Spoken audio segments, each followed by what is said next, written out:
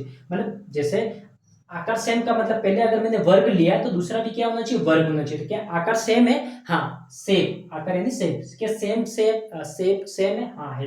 दूसरी बात साइज भी सेम, ये 1 सेंटीमीटर का वर्ग है तो दूसरा भी 1 सेंटीमीटर का वर्ग है, तो क्या यह साइज भी सेम है? हाँ साइज भी सेम है। तो ये क्या हो गया, सर्वांग सम हो गया। ठीक है, दूसरा देखते हैं अपन, ये समरूप में क्या होना चाहिए, समरूप में होना चाहिए यहाँ शेप सेम होनी चाहिए, आकार सेम होना चाहिए। तो ये वाला मैंने वर्ग लिया और ये वाला वर्ग लिया, तो क्या आकार यानी शेप सेम है? हाँ सेम है, ये भी वर्ग है और ये भी वर्ग है, पहली बात। दूसरी बात क्या होना चाहिए, आमा समान हो भी सकता और नहीं भी। ठीक है, जरूरी नहीं है कि आपकी जो साइज है वो सेम हो और नहीं हो भी तो भी ठीक, नहीं हो तो भी ठीक। ठीक है, तो यहाँ पे सेम नहीं है तो कोई नहीं, उससे कोई दिक्कत ही नहीं अपने, बस शेप सेम होना चाहिए। तो ये क्या हो गई, समरूप हो गई। ठीक है, देखिए दो दो आकृतियां एक साथ पढ़ेंगे यहाँ अपन। ठीक है, समरूप में भी है सर्वांश में, दो दो आकृतियां एक साथ लेंगे। दूसरा, जो आकृतियां, क्या मैं इसको समरूप कह सकता हूं? देखिए ये सर्वांशम तो है ही, अभी अपन ने पढ़ा साइज शेप सेम और साइज भी सेम आ रही है।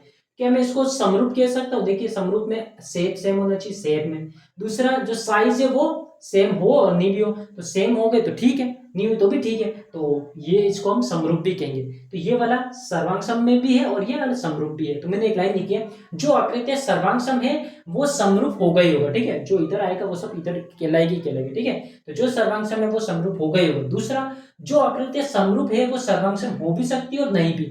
जो आकृतियां समरूप है वो जरूरी नहीं वो सर्वांग सम है, लेकिन जो सर्वांग सम है वो तो समरूप होगा ही होगा। यहाँ देखिए उदाहरण देखिए, ये ए और ये बी है, क्या ये दोनों सर्वांग सम है?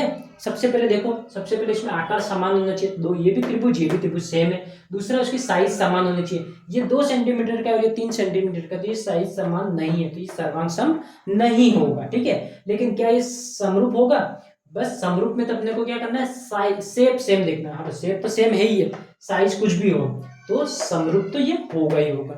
ठीक है, अच्छा मैं ए और सी को देखूं तो ए और सी में देखो तो शेप सेम होना चाहिए, ये त्रिभुज है ये भी त्रिभुज है। ठीक है, शेप सेम हो गया।